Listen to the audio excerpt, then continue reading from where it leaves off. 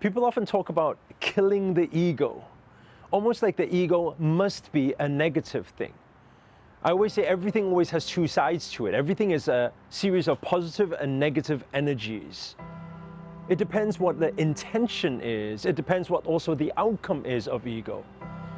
And I think it's more important to say that those who are affected by their ego, maybe there's greed, or maybe they're showing off and not being their authentic self because of ego, or maybe they're trying to win a fight all the time. In the midst of doing that, dropping into low vibrational frequencies.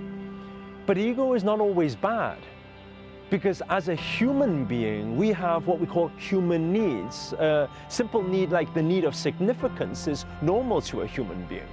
Again, not saying it's good or bad, but if you put in a situation, let's say there's some work to do, and just because, let's say, sometimes you have some people alpha male and then there's some feminine that is in the room, sometimes they will do things to show off, but maybe that's a kind gesture. Maybe it's a good gesture. Or sometimes we can even get a situation where people are driven towards work because of their need to prove to their father, to prove to their family that they can do it. But if they're driven towards it and they get a good outcome out of it, a positive outcome, then what is wrong with ego? In the same sense that I usually say that when you look at a lot of successful people, they all have one trait in common, that will be their stubbornness. And one could also attack that and say that is ego.